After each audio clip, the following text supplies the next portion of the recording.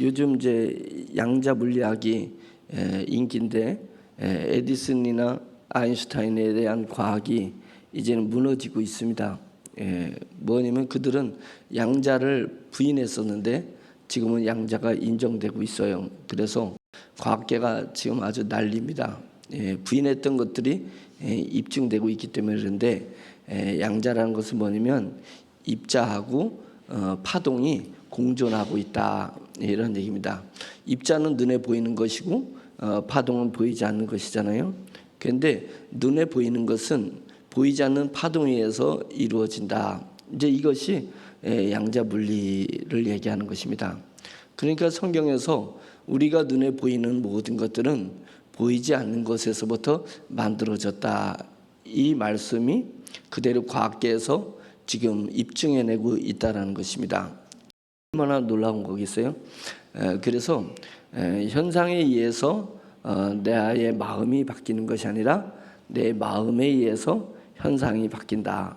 이제 이 부분을 우리가 우리의 삶을 통해서 입증해내야 됩니다. 그것이 그리스도인의 삶입니다. 내 속에 있는 이 믿음이 현상을 바꿔낼 수 있다. 이제 이런 부분에 대해서 여러분들이 확신을 가지시기를 간절히 축원합니다. 그래서 믿음은 단계가 있습니다. 제가 글로도 써놨지만은 믿음이 처음에는 좀 무모한 것처럼 보입니다. 그래서 무모한 도전이 있는데 무모한 도전이 점점 영이 성장하면서 이제는 믿음과 무모함이 구별됩니다. 근데 처음에는 무모해요. 그래서 이거 내가 이대로 해야 되나? 이거 너무 자연의 법칙을 깬 거 아니냐? 또 내 지금 상황, 주변 상황을 깬 거 아닌가? 이런 생각을 할 때가 있습니다. 그런데 그런 것들을 다 환경을 보지 말고 내 마음 중심을 봐야 됩니다. 내 마음 중심에서 어떠한 파동이 일어나고 있는지, 파동이 일어난지를 봐야 됩니다. 그래서 엘리야가 기도할 때 그랬습니다. 종 게하시한테, 게하시야 지중해에 내가 지금 기도하고 있는데 비가 오게 해달라고 기도하고 있는데 지중해에서 조각구름이 뜨는지 확인해 봐라. 게하시가 보니까 주인님 조각구름이 안 뜹니다. 알겠다. 그래서 또 하나님 앞에 기도하면 한참 기도하고는 게하시는 이제 산 위에 있고 엘리야는 그 밑에서 있으면서 게하시야 지금 구름이 뜨는지 봐라. 저 너머에. 아직 안 뜹니다. 알겠다고 또 기도합니다. 그래서 기도한 후에 지중해 조각구름이 뜨드냐. 그러니까 게하시가 딱 보니까 저 지중해에서 조그만 조각구름 하나가 뜬 거잖아요. 그래서 주인님 조각구름 하나가 떴습니다. 지중해 위에. 그러니까 됐다 라고 하면서 이제는 달려가자. 하나님께서 우리에게 비를 주신다. 그것입니다. 저 지중해에 있는 조그만 구름이 장대비를 만들어낼 거라는 것을 믿음의 사람이 엘리야니가 믿음으로 그것을 확인한 것입니다. 그 조각구름은 어디서 뜨겠냐? 환경에서 뜨지 않고 내 심령이 깊은 곳에서 있습니다. 내 심령이 깊은 곳에서 확신처럼 뭐 하나가 나타나게 됩니다. 그러면 그것을 소홀하게 생각하지 말고 그것을 간과하지 말고 그것을 내 마음을 딱 잡으세요. 잡고 믿음으로 도장을 찍는 것입니다. 내 믿음으로 내 마음의 중심에 떠오르는 것을 믿음으로 도장을 찍고 그 다음에는 행동으로다가 옮겨내는 것입니다. 처음에는 제가 얘기했던 것처럼 무모해 보입니다. 무모해 보이는데 하나님은 기적은 거기서 일어나게 됩니다. 제가 어렸을 때부터 좀 무모한 도전을 많이 했었는데 기적은 무모한 도전, 상식에 안 맞는 그 도전을 했을 때 기적이 일어나는 거잖아요. 상식에 맞는 것을 도전하면 그 사람은 평생 상식에 맞는 일만 경험할 뿐이지 상식을 초월하는 기적을 체험하지 못할 것입니다. 그런데 상식적이지 않은 것을 도전하세요. 그것이 하나님을 하나님답게 하는 것입니다. 예. 그래서 나를 위해서 하나님이 존재한다 생각하지 말고 하나님을 위해서 내가 존재한다고 생각해야 됩니다. 예. 나는 하나님을 위해서 존재하는 사람이다. 그러면 처음에는 이런 마음이 듭니다. 나를 위해서 하나님이 존재해야지 내 인생이 풍요롭고 내 인생이 멋지고 내 인생이 자유롭고 내 인생이 행복해지는 것 아니냐. 예, 그런데 하나님을 위해서 내가 존재한다면 그 자체가 나를 꽉 막은 것 같고 나를 구속한 것 같고 내가 자유하지 못한 것 같고 내 마음대로 하고 싶은데 살고 싶은데 살지 못하는 구속인 것 같은데 하나님께서 사람을 얼마나 잘 아시고 사람을 잘 만들어 놓으셨겠습니까? 이 사람은 내가 내 마음대로 내 뜻대로 살게 됐을 때 누리는 그 행복감과 자유함은 하나님 속으로 들어갔을 때 누리는 자유함과 행복함을 쫓아갈 수가 없습니다. 예, 껌도 아닙니다. 세상에 내 마음대로 누리는 것이 껌도 아닙니다. 하나님의 영성에 들어갔을 때 영성으로 들어가서 내 심령에 뜬 조각구름이 큰 비를 만들어내는 그런 것에 대한 기쁨을 누릴 수 있어야 됩니다. 그것에 대한 소망을 누릴 수 있어야 됩니다.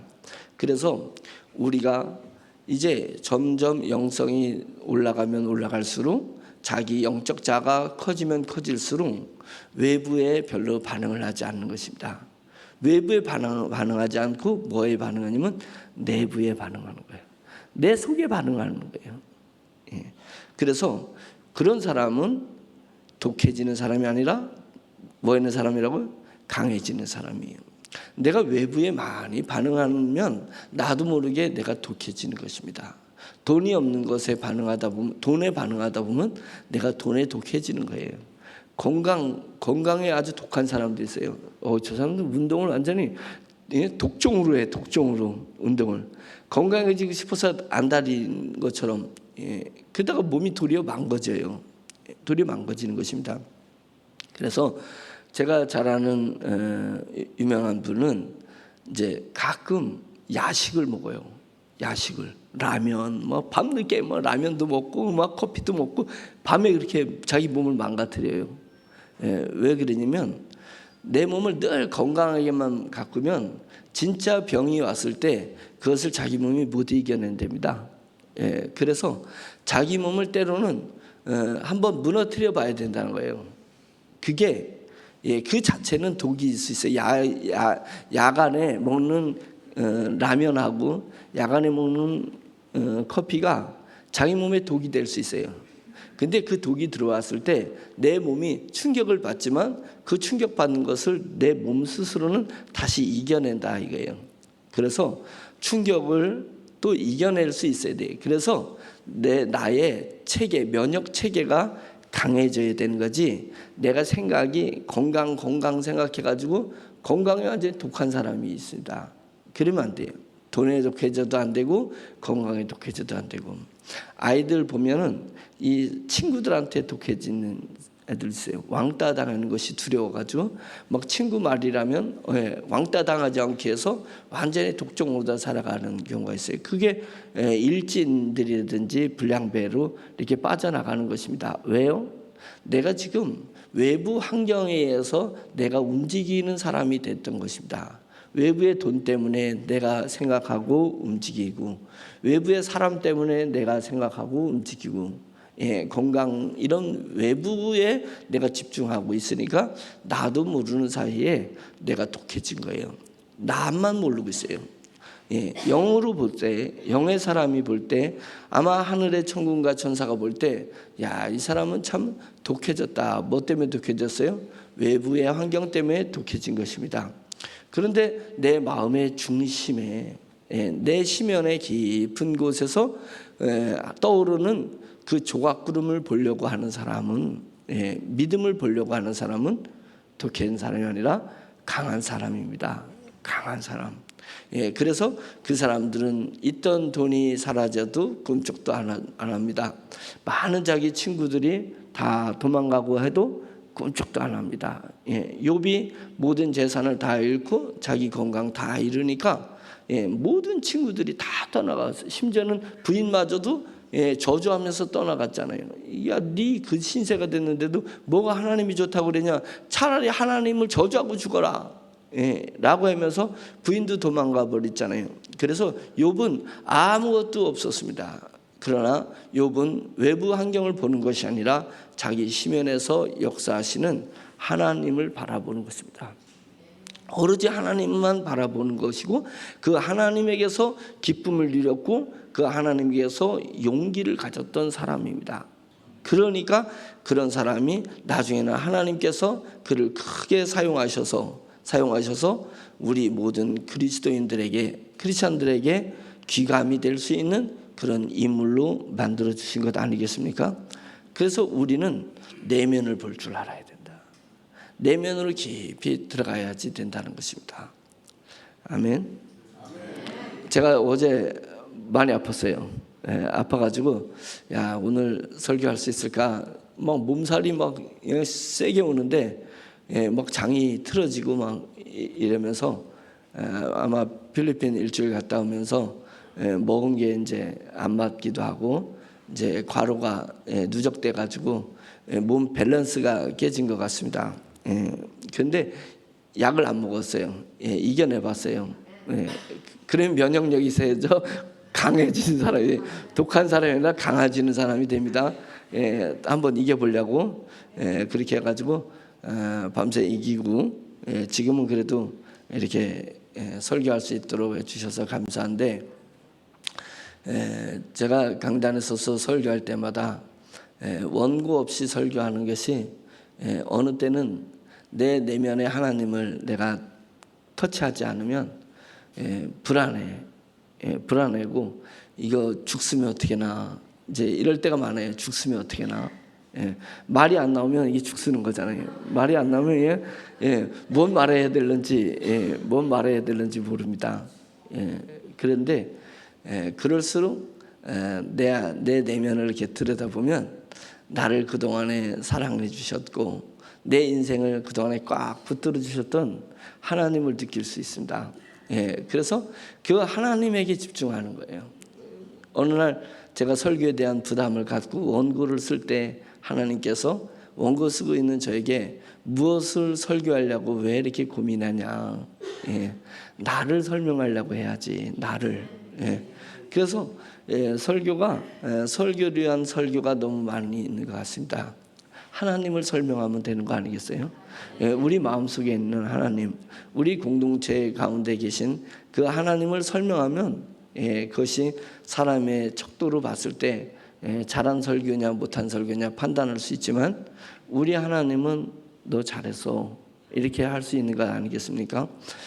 우리도 여러 가지 반복되는 일들이 있어서 그것이 중요하지 않다고 생각할 수 있고, 내가 똑같은 게 계속 반복되면 중요하지 않다고 생각할 때가 있고, 나만 가지고 있지 않고 여러 사람이 가지고 있으면 또 중요하지 않다고 생각할 수 있는데, 그런 착각 중에 하나가 나에게 주어진 한 번밖에 없는 인생입니다.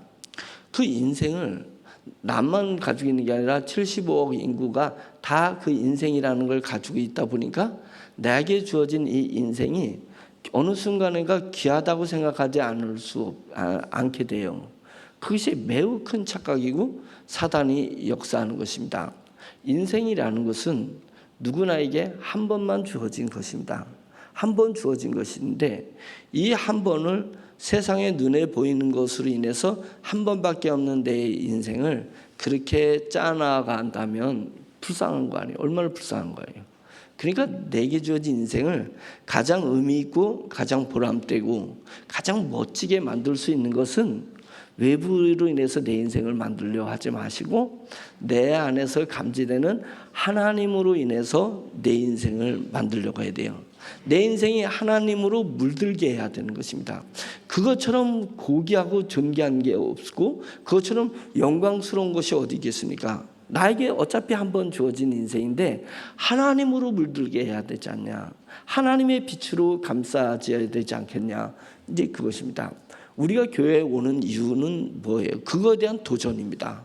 자꾸만 세상은 세상 것으로 내 인생을 물들이라고 하고 있고 세상 것으로 내 인생을 짜놓으라 그러는 것입니다. 이렇게 홀실과 날실로 짜듯이 내 인생을 오로지 세상 것으로 짜라고 얘기하고 있어요. 그게 세상이 주는 유혹이고 사탄이 사망이 나에게 주는 유혹입니다.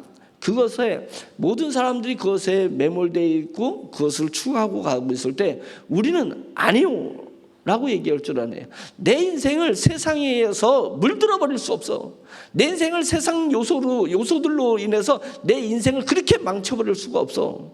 내 인생은 나에게 있는 한 번밖에 없는, 하나밖에 없는 인생이니까 내 인생은 하나님으로 말미암아 하나님으로 영광스럽게 만들고 하나님으로 빛되게 만들어낼 것이다. 이런 각오를 가지는 것입니다. 그러면 폭우가 쏟아지든 눈보라가 쓰이든 무엇을 위해서? 나를 위한 하나님이 아니라 하나님을 위한 나. 내가 하나님을 위해서 무언가를 하는 것이 내 인생이 되기 때문에 그 사람은 도전할 수 있는 것이고 전진할 수 있는 것입니다. 천만인이 나를 에워싸고 천만인이 나를 공격해온들 눈 하나 꼼짝하는가 보세요. 오로지 그 사람은 그 일을 향해서 나가는 사람이 될 줄로 믿습니다. 예, 그래서 또 오늘 설교 죽치면 어떻게 하나 그랬는데 하나님께서 또 이렇게 막 계속 하면 이거 새신자 우리 새로 오신 분 오늘 방문해 주셨는데 인사를 드릴 수가 없을 것 같아서 그리고 오늘 특송 준비됐어요? 네, 이거 새신자하고 특송 우리 김혜영 성도님이 이렇게 오셨는데 한번 일어나시면 박수로 환영하고 예.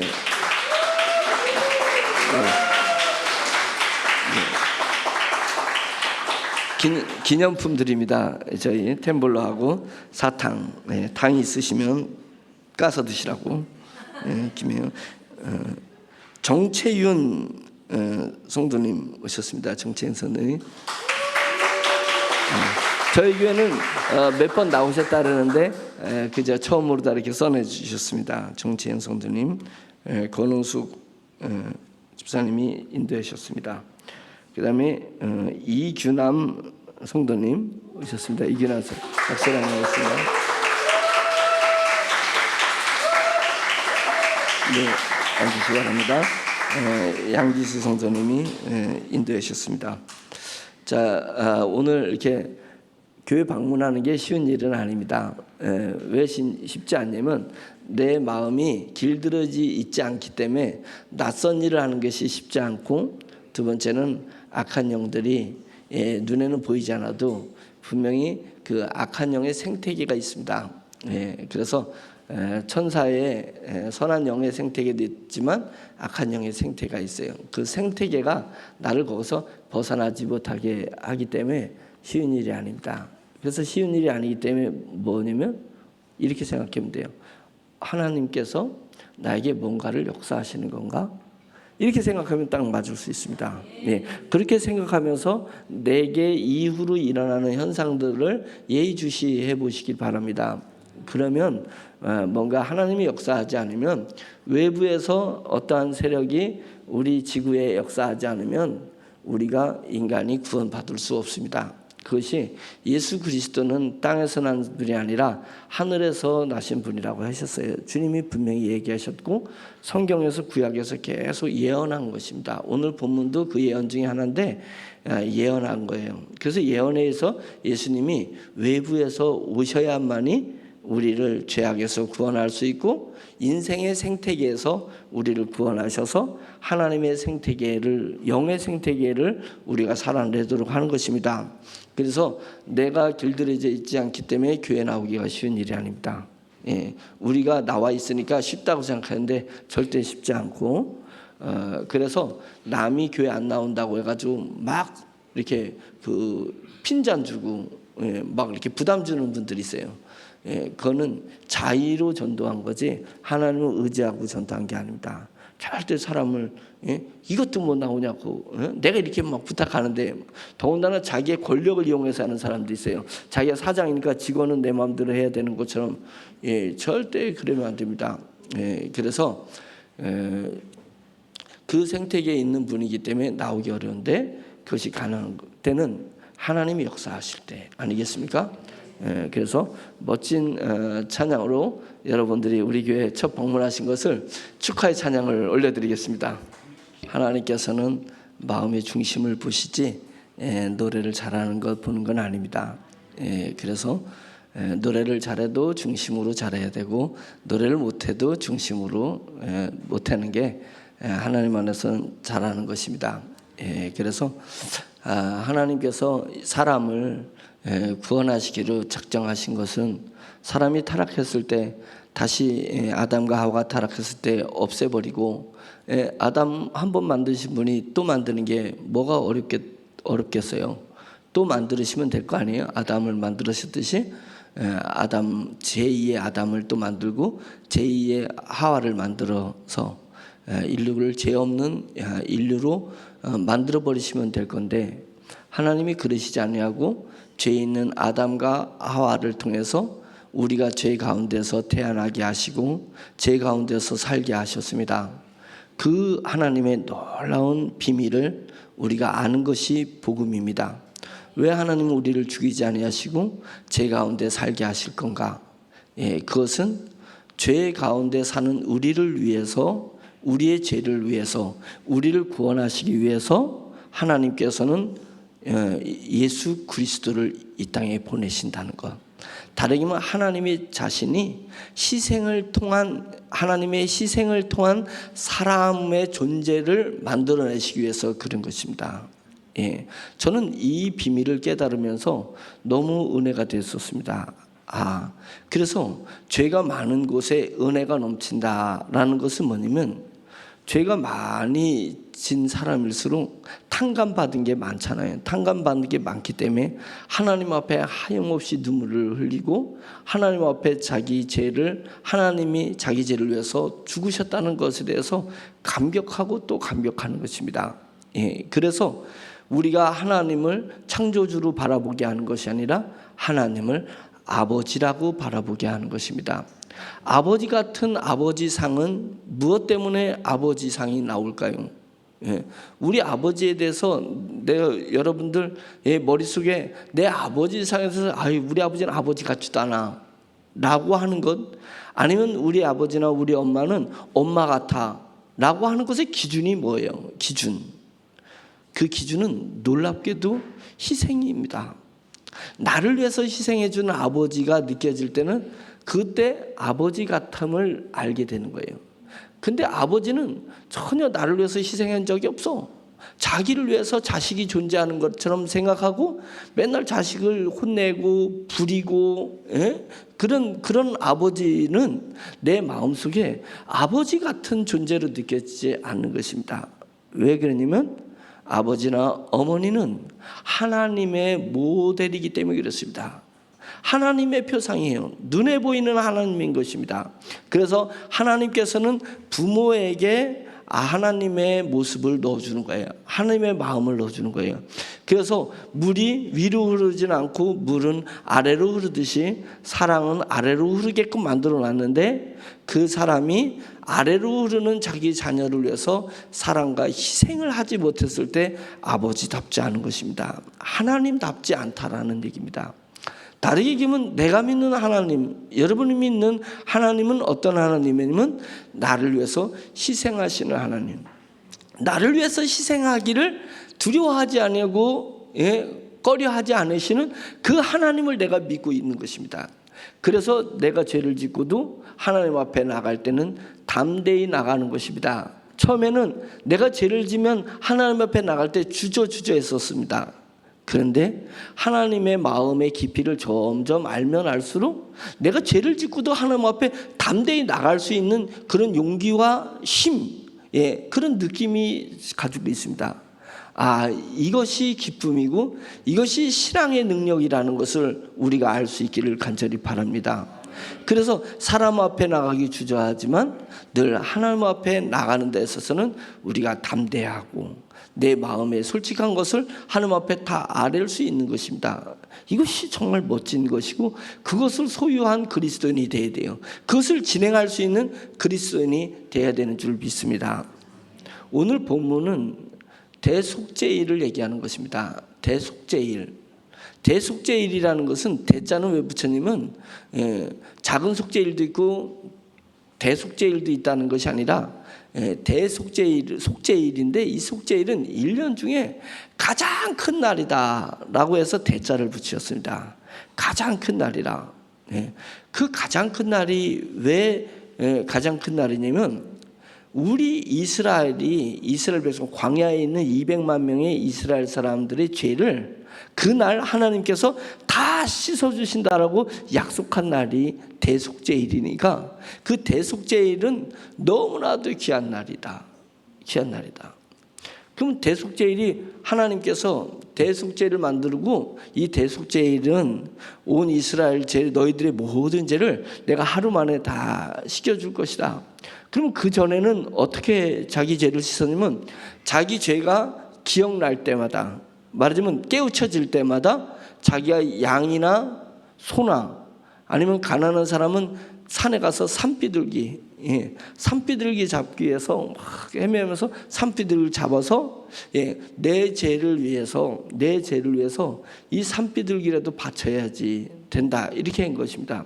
그래서 자기를 위해서 죽을 그 제물에게 자기 손을 이렇게 얹는 거예요. 그 제물의 머리에다가 손을 이렇게 얹는 거예요. 손을 얹어서 마음속으로 내가 지금 이 죄가 깨우쳐졌는데 이 죄로 인해서 나는 죽을 수밖에 없어. 나는 지옥 갈 수밖에 없어. 근데 불쌍하다. 제물들아. 그런데 안 됐지만은 하나님이 가르쳐 주신 대로 내 죄를 너희 머리에다 이렇게 얹으니까 내 죄가 네 머리를 통해서 너한테 간 거야. 이렇게 해놓고는 제사장한테 가서 그것을 바치는 겁니다. 그러면 제사장이 그 제물을 양이 됐든 비둘기가 됐든 죽여요. 죽여서 그 피를 성소에 뿌리는 것입니다. 제단 뿔에 뿌리는 거예요. 그러면서 거기에 제물이 죽어서 피를 흘리면 그 피를 하나님 앞에 드리게 됐을 때 그 돌아올 때 이 사람 마음이 불쌍한데 내 죄를 저 양이 대신 지고 죽었구나 이렇게 하는 거예요. 그래서 하나님께서 그런 제사법을 가르쳐 줬어요. 그러니까 이스라엘 사람들 마음속에 뭘 가르치냐면 죄라는 것을 다른 사람한테 전가시킬 수 있구나라는 영적인 진리를 지금 가르쳐 주기 시작하는 것입니다. 그러니까 이거 감당할 수가 없어요. 왜 감당할 수 없냐면 이게 죄를 질 때마다 이거 양을 갖다 바치는 게 이게 보통 일이 아닌 거예요. 보통 일이에요. 그래서 이스라엘 200만 명이 죄를 안 지를 수가 있겠어요? 죄를 지는데 그 죄를 질 때마다 어떻게 예물을 갖다가 바치냐고요. 제물을 어떻게 바치냐고요. 그러니까 하나님께서 이렇게 한 것입니다. 이제는 한 마리를 대표해서 제물로 만드는 거예요. 200만 명을 위해서 한 마리를 놓은 거예요. 그게 이제 대속죄일입니다. 속죄일에 이제는 1년에 하루를 정해놓고 염소 한 마리를 가지고 와라라고 한 것입니다. 그래서 왜 양이 아니었을까? 염소를 선택했거든요. 염소. 2마리의 염소를 선택했습니다. 한 마리는 죽임을 당한 염소, 한 마리는 광야 너머로 보낼 아사셀의 염소라는데 그 염소 2마리를 하나님께서 약속하셨어요. 2마리를 가져와라. 그래서 백성들의 죄를 위해서 염소 한 마리가 있는데 그 염소 한 마리가 흠 없는 염소를 가져와야 된다. 흠이 있으면 안 돼요. 흠이 없어야 돼요. 털도 깨끗하고 상처나지 않은 그런 염소를 잘 뽑아가지고 가지고 와야 되는 것입니다. 그러면 이스라엘 백성들이 자기 죄를 그 염소 한 마리에다가 다 옮겨놔야 되잖아요. 그러니까 예전에 했던 대로 내 죄를 그 염소 머리에다 이렇게 얹어야 되는데 200만 명이 염소 머리에다가 손을 얹으면 염소 머리가 대머리가 돼버려요. 흠이 있어가지고 바꿔 안 되겠다. 다시 처음부터 딱 머리에다 넣으면 또 염소 머리가 아니야. 머리가 벗겨져 버린다 이거예요. 그래서 이제는 대제사장이 대표로 이스라엘 백성의 죄를 대표로 그 머리에다가 얹어라. 그러면 하나님께서 인정해 주시겠다. 이런 제사법을 다시 가르쳐 줬습니다. 그러니까 사람들이 마음속에 대속죄일을 통해서 첫째는 내 죄를 양에게 전가시킬 수 있는 걸 깨닫게 해주시더니 하나님께서는 그 다음에는 내가 직접 손을 얹지 않았는데 대표자가 손을 얹으면 내 죄도 대표자의 손을 얹은 것 때문에 그 염소에게 죄가 전가된다는 것을 가르쳐 주신 것입니다. 그래서 예수 그리스도께서 이 땅에 오셨을 때 보라 세상 죄를 지고 가는 하나님의 어린 양이로다 라고 이야기하면서 예수님이 침례 요한에게, 요한이 침례를 줄 때 요한에게 가서 머리를 들이밀었습니다. 예, 그랬을 때 요한이 거절했습니다. 예? 어떻게 저는 나의 주님의 신발끈을 매기도 부족한 놈인데, 예? 부족한 놈인데 어떻게 내가 안수를 할 수 있겠냐, 이런 것입니다.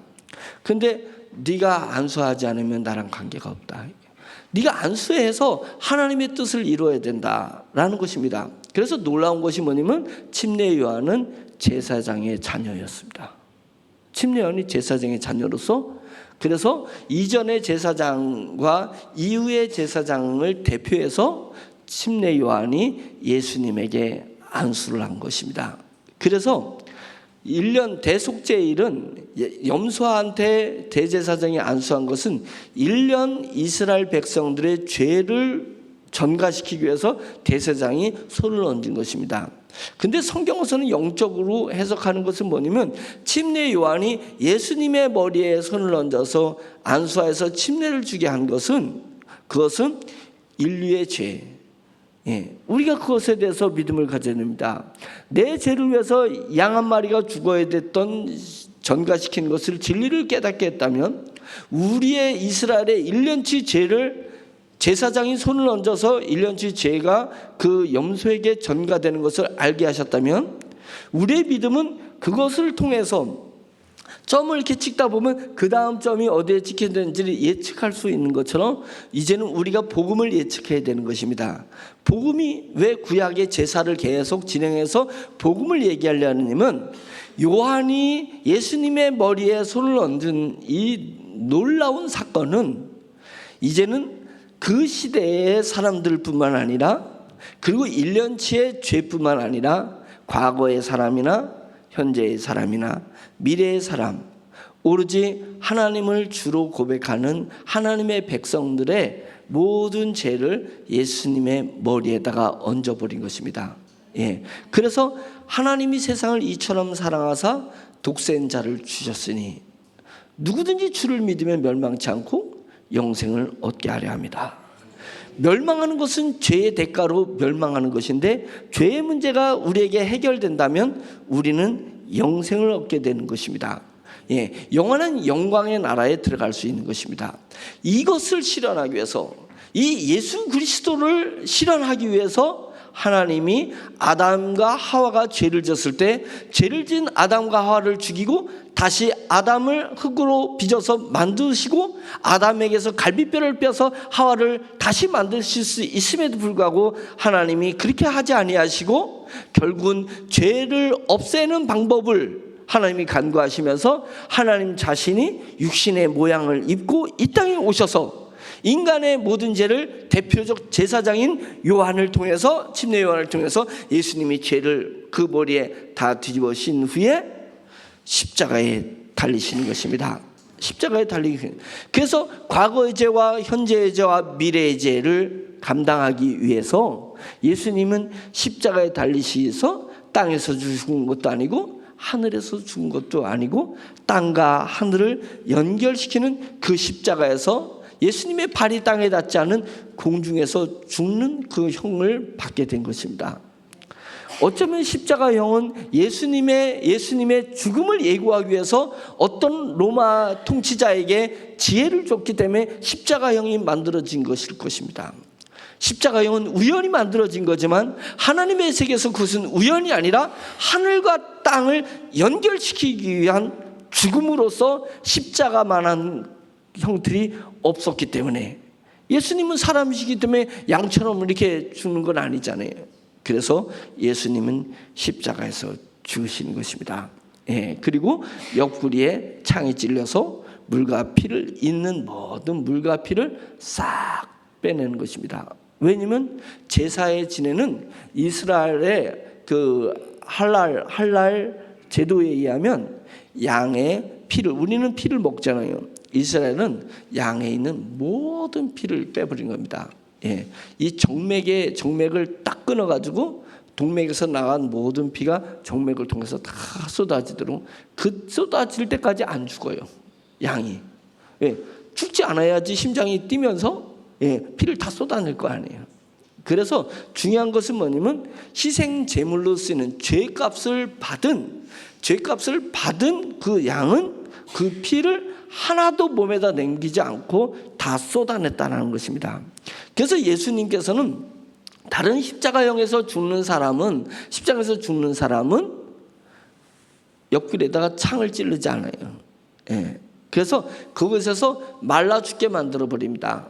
그런데 예수님은 옆구리에 창을 찍어서 양의 정맥을 찍어서 모든 피를 빼게 하는 것처럼 예수님도 옆구리에 창을 찔러 넣어서 모든 피와 물을 빼게 한 것입니다.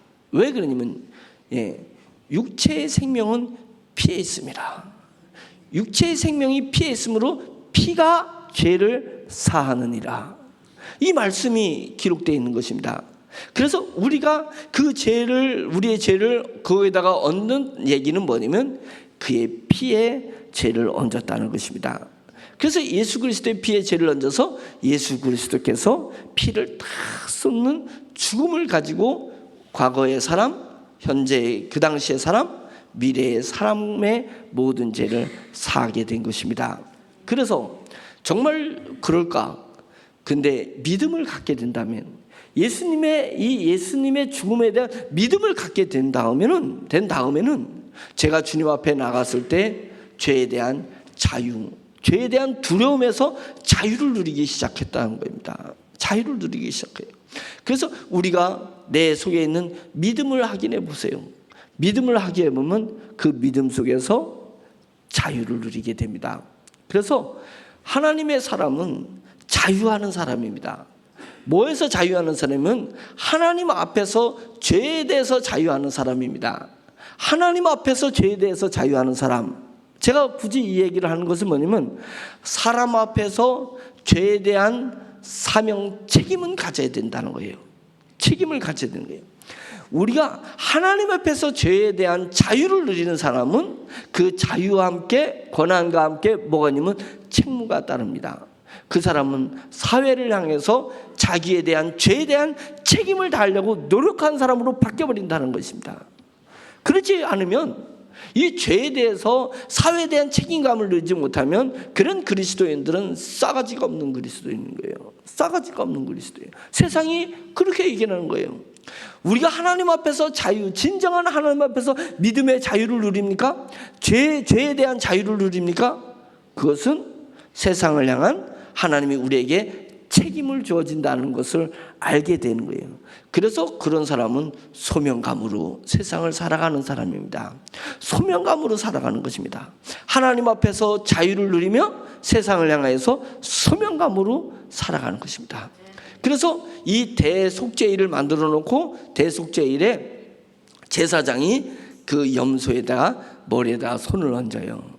그러면 이스라엘 모든 200만 백성들이 우리 죄가 저 염소한테 다 넘어갔구나 라고 생각하고 그 다음에 염소의 정맥을 딱 끊어서 염소를 피와 물을 다 쏟아서 죽는 그 장면을 바라보게 됩니다. 그리고는 그 염소의 각을 뜨고 그 다음에 그 염소의 피를 하나님 앞에 갖다 바치면서 이스라엘 백성들이 환호를 하는 것입니다. 우리의 죄를 하나님께서 용서해 주셨다. 1년치의 죄를 하나님께서 용서해 주셨다라고 한 것입니다. 그 용서한 날을 7월 10일로 하나님이 잡았습니다. 물론 우리나라 달력은 아닌데 히브리 달력인데 7월 10일로 잡았습니다. 7월 10일이 어떤 날이길래 왜 하나님은 그 대속죄일을 7월 10일로 잡았을까? 7월 10일은 어떤 날이냐면 광야에서 모세야 모세하고 하나님의 음성이 모세한테 들렸습니다. 하나님, 제가 여기 있습니다. 제게 말씀하옵소서. 모세야, 너 혼자 시내산에, 나무가 하나 없는 시내산은 그 바위의 산입니다. 오로지 바위의 산인데 시내산에 올라와라. 그래서 40주 40야를 먹지를 못하게 했습니다. 금식을 하게 하고 그 모세에게 한량없는 하나님 나라의 영광을 보여주시고 하나님의 마음을 모세에게 전달해 주셨습니다.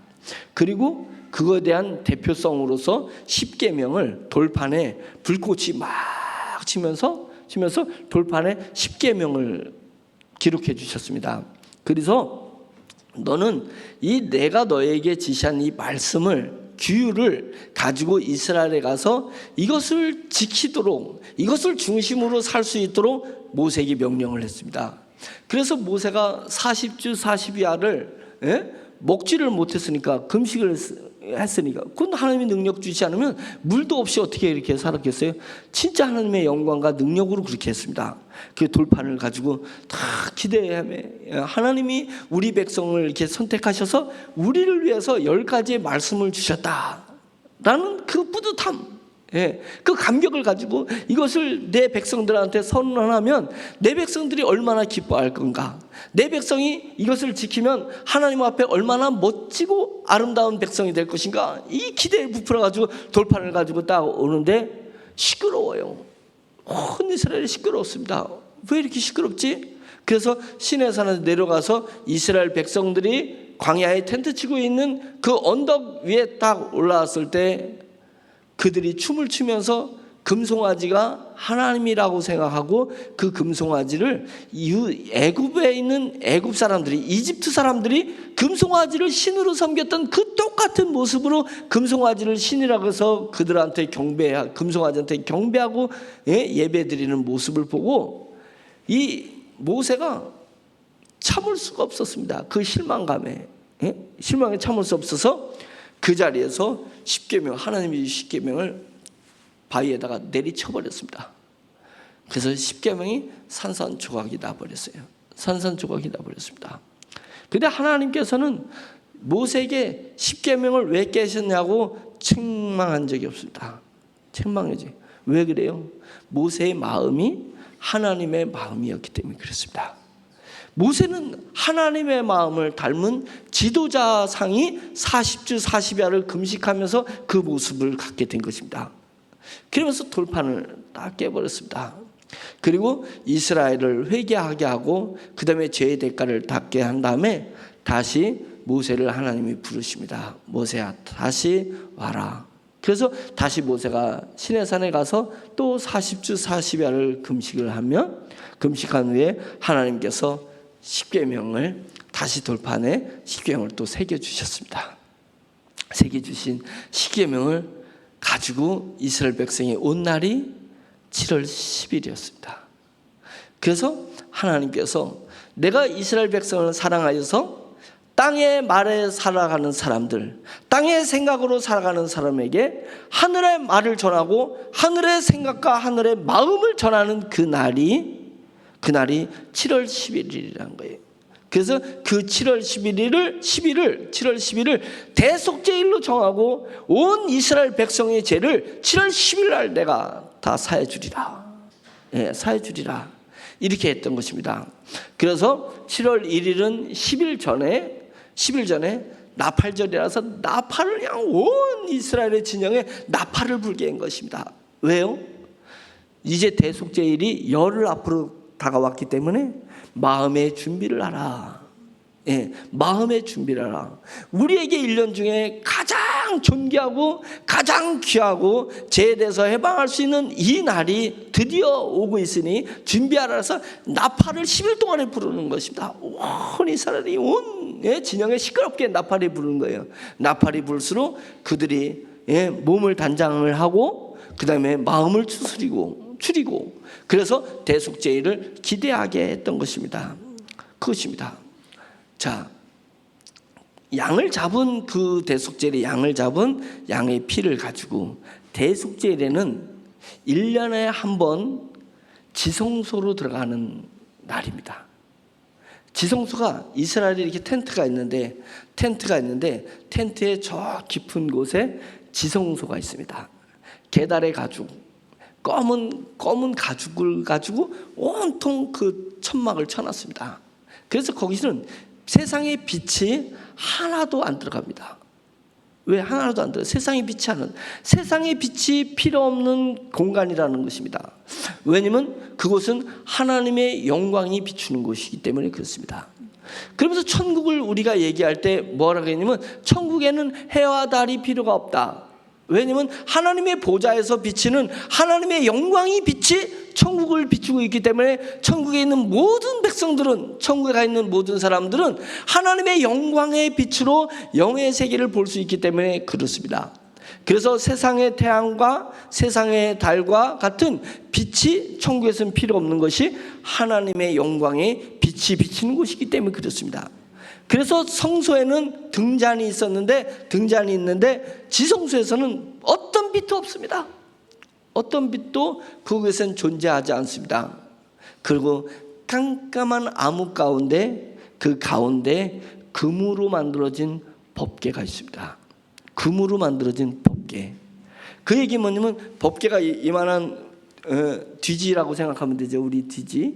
예, 그런 그 법궤 안에 하나님의 중요한 3가지 약속이 담겨져 있고, 그 다음에 뚜껑을 덮었습니다.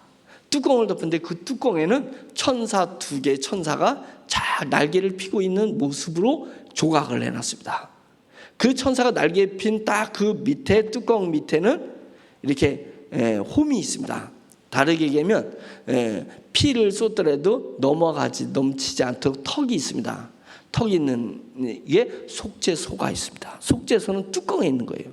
뚜껑에는 천사가 이렇게 그룹 천사가 날개를 피고 있습니다. 그리고 그 뚜껑 밑에가 법궤가 있는 것입니다.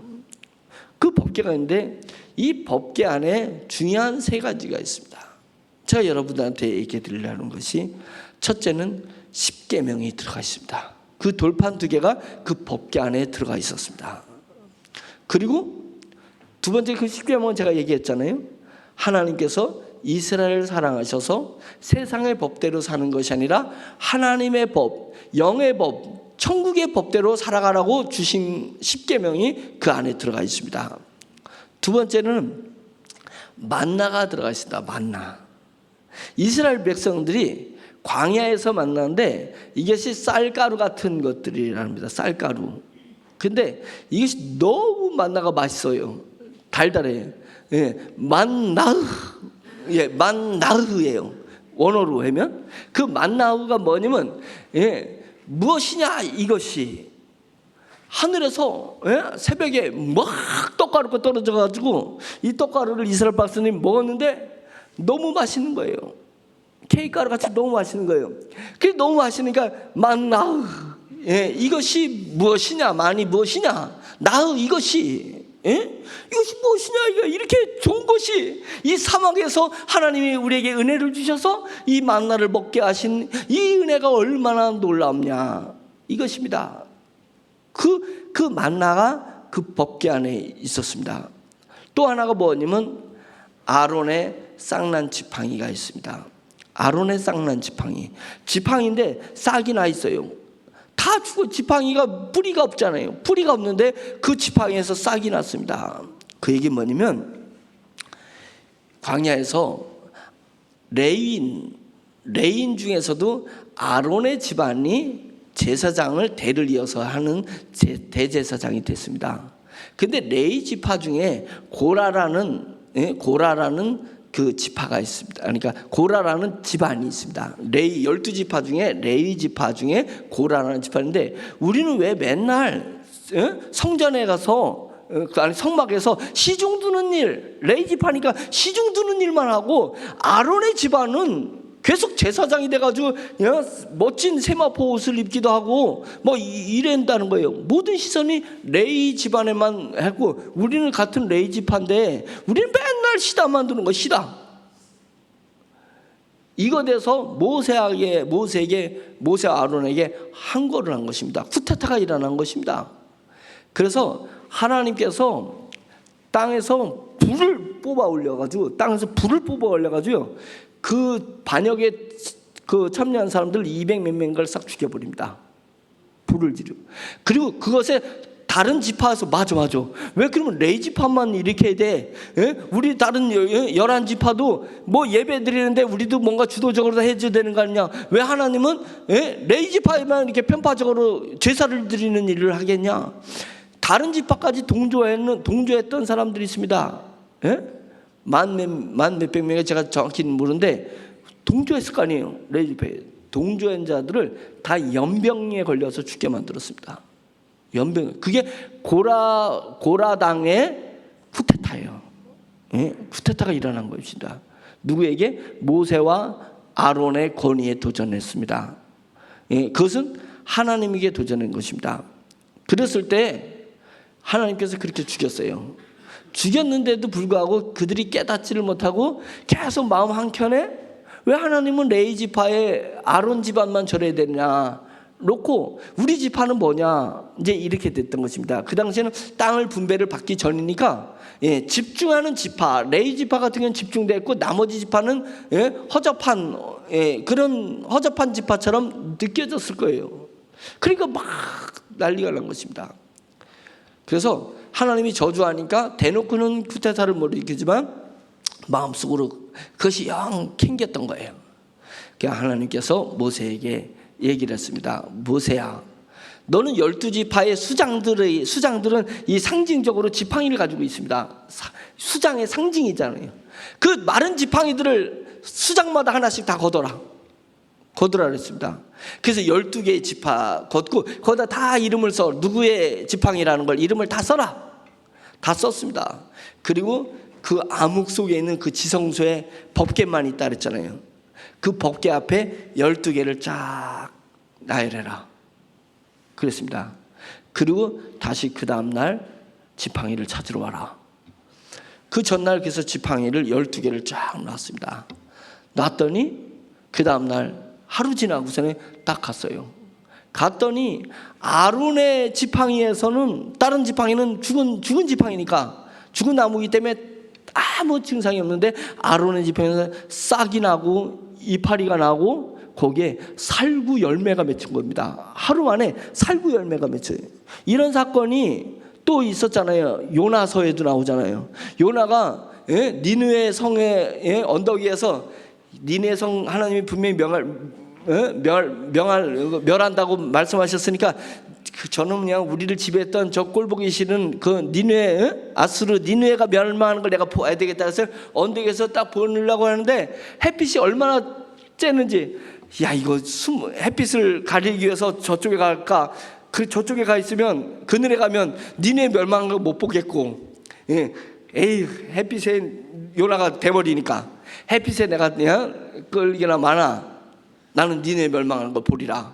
그래 가서는 땡볕에서 니네 멸망하는 걸 바라보려고 할 때 박덩쿨이 와가지고 니네 머리를 이렇게 요나의 머리를 이렇게 감싸준 거잖아요. 그냥 순간 쭉 자라가지고 머리 대머리를 햇빛을 가려줬어요. 그러니까 하나님이 이게 웬 은혜입니까? 내가 저 원수 니네가 멸망하는 걸 이렇게 볼 수 있도록 하나님께서 저 원수들의 멸망하는 걸 볼 수 있도록 해주셨습니다.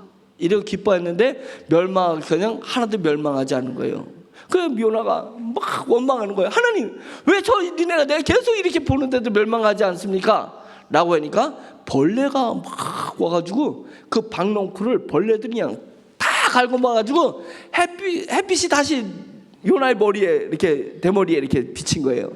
그 하나님 저 니네 멸망하는 저것도 내가 지금 하나님 앞에 불만인데 왜 저를 위해서 베풀어줬던 이 박농쿨마저도 벌레 먹여가지고 없게 해주냐고. 이게 안가박으로 그냥 다 불만이 많은 거예요. 다 불만이 많아요. 너는 네 머리 가렸던 박농쿨이 없어진 거 가지고도 불만하는데 저기는 내가 사랑하는 백성들이 저렇게 많은데 저렇게 많은데 저 백성이 멸망하는 걸 네가 이렇게 바라보고 있다는 거예요? 바라보고 있다는 거예요? 네 죄사한 것만 다냐 이게요. 세상을 향한 너의 소명은 어디 갔냐? 세상을 향한 너의 책임은 어디 있냐 이거예요. 책임은 어디 있냐? 지금 그 박농쿨이 자라난 걸 통해서 그렇게 얘기했듯이 이제 아론의 지팡이에서 싹이 나고 살구 열매가 맺힌 것입니다. 하나님이 그러면서 뭘 고라자손을 비롯해서 이스라엘 백성들에게 얘기하냐면 나는 내가 택할 백성은 내가 택한다. 내가 택할 사람은 내가 택했다는 것입니다. 나는 외모로 사람을 보지 않고 나는 마음의 중심을 바라보고 또 마음의 중심을 바라보기 전에 내가 선택하고 내가 알고 내가 선택한 자를 부르고 부른 자를 의롭다 하고 의롭다 한 자를 영화롭게 하는 것이다. 우리는 영화로운 사람을 보는 것을 익숙해 있습니다. 우리는 그 사람에게서 영화로운 모습, 정말 멋진 모습, 정말 아름다운 모습, 정말 인격적인 모습, 정말 선한 모습을 보려고 해요. 그러나 그 선한 모습, 한 사람이 선한 모습, 멋진 그리스도인의 모습을 보이기 전에 무슨 과정이 있었냐면 하나님이 미리 아신 자를 미리 택하시고 택한 자를 미리 부르시고 부르신 자를 의롭다 하시고 의롭다 하신 자를 영화롭게 하신다. 지금 얼마나 많은 과정이 있습니까? 한 송이의 국화꽃을 피우기 위해서 소쩍새는 밤부터 그렇게 울었나 보다. 밤새 소쩍새가 우는 거예요. 한 송이의 국화꽃을 피우기 위해서. 그런 개념처럼 그런 시처럼 한 사람이 영화로워지기까지는 성화되는 그 모습을 보이기까지는 하나님의 엄청난 과정과 하나님의 마음이 있었다는 것입니다. 그러니까 우리가 그런 과정을 통해서 하나님을 아버지라고 부를 수 있고 내 죄사함의 은혜를 누릴 수 있었다면 다른 사람을 네가 어떻게 봐야 되냐 이거예요. 다른 사람을 고귀하고 존귀하게 볼 줄 있어야 된다. 아니겠습니까? 결론을 내리겠습니다. 대속죄일의 제사장은 이스라엘 모든 죄를 가지고 지성소에 깜깜한 지성소에 들어가서 그 피를 그 지성소 그 속죄소에다가 뿌렸습니다. 7번 쫙 뿌리는 일을 합니다. 그 7번 피를 뿌린 그 밑에는 3개의 그 약속이 들어 있습니다. 하나는 십계명이 들어 있고 하나님의 말씀이 들어 있고 하나는 만나가 들어 있고 아론의 쌍난 지팡이가 3개가 들어 있습니다. 저는 이것은 무엇을 이야기하냐면 제가 경험상 제가 신앙생활을 하면서 외부보다는 외부를 바라보던 것에서 점점 깜깜한 것 같지만 하나님의 영광이 있는 내 심령을 보기 시작을 했었습니다. 내 심령 안에서 하나님을 만나고 내 심령 안에서 내게 주어진 하나님의 선물을 확인하는 습관을 들이기 시작했습니다. 그러면서 저도 모르게 제 영이 자라나는 것을 느끼게 됐고 저도 모르게 세상에 대해서 담대한 마음을 갖기 시작을 했습니다. 어떤 변화가 일어난다라도 내게 있던 모든 것이 내게 떠나간다 할지라도 나도 모르게 내 안에 담대함이 있습니다. 그것은 뭐냐면 우리가 내 심령 안으로 내 마음을 쏟을 줄 알아야 된다. 내 심령 안에 법궤가 있는 것입니다. 내 심령 안에 하나님의 말씀이 있습니다. 하나님의 말씀은 머리에 있는 것이 아니라 머리에 있는 것은 지식이고 머리에 있는 것이 감정을 통해서 내 심령 안으로 들어와서 자리 잡고 있는 것입니다.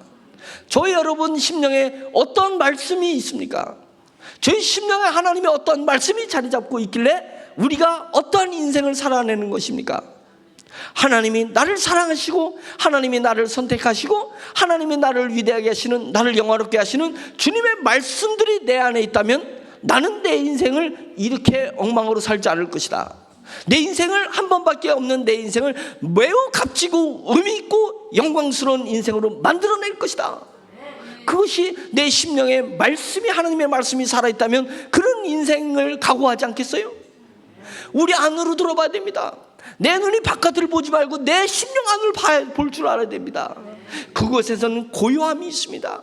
그곳에서는 세상의 빛 같은 거 필요 없습니다. 하나님의 영광의 빛이 모든 것을 우리 영으로 볼 수 있게 해주시는데 하나님의 말씀을 볼 수 있게 해주신다. 그 다음에는 양식입니다. 사막에서 아무 농사 지을 수 있는 것이 없을 때 하나님께서는 새벽마다 하나님의 양식을 뿌려주셨습니다. 그것입니다. 하나님은 세상의 조건이 안 맞는다 할지라도 나에게 하늘의 양식을 주신다는 것입니다. 예수님이 너희들이 찾는 양식이 내게 있는 것이 아니라 내게는 너희들이 먹는 그 양식이 아닌 또 다른 양식인데 그것은 하나님의 뜻을 행하는 것이다. 하나님의 뜻을 알고 하나님의 뜻을 행하는 것이 영의 양식이라는 것입니다. 그것입니다. 우리 심령 안에 하나님의 양식이 있는 것입니다. 하나님의 양식을 우리가 먹을 줄 알아야 우리가 세상에 대해서 담대하게 세상을 향해서 나갈 수 있는 것입니다. 아론의 쌍난 지팡이를 저는 가만히 생각해 봤습니다. 아론의 쌍난 지팡이는 뭐냐? 고라 자손이 왜 아론에게만 제사장 직분을 맡기셨습니까? 라고 쿠데타를 일으켰을 때 하나님께서는 내가 택한 사명자는 내가 택한 거다. 사명자는 하나님이 택한 것이다. 그 얘기는 뭐냐면 내 심령에 하나님이 나를 택하신 나의 소명이 있다는 것입니다. 소명. 그래서 그리스도인은 소명으로 살아가는 사람입니다. 소명으로 살아가는 거예요. 세상 조건으로 살아가는 것이 아니라 내 심령 가운데 나를 이 땅에 부르시고 나를 부르신 하나님의 소명이 있을 것 아니겠습니까? 소명을 아직 발견되지 못했다면 우리는 내 심령 안으로 들어가서 하나님, 저에게 주어진 인생에 하나님이 나를 어떻게 살려고 나에게 소명을 주신 그 소명을 제가 발견하게 해주시옵소서라고 기도해야 되는 것입니다. 그 소명을 발견한 사람이 어떤 환경의 변화와 상관없이 묵묵하게 꿋꿋하게 담대하게 그 일을 수행해 나갈 수 있는 그런 그리스도인이 되는 것이고, 그 사람이 천국에 가서 하늘 상급을 정말로 무한히 누릴 수 있는 영광의 상급의 사람들이, 상급을 받는 귀한 사람들이 되게 된다는 것을 우리가 믿기를 간절히 축원합니다. 감사합니다.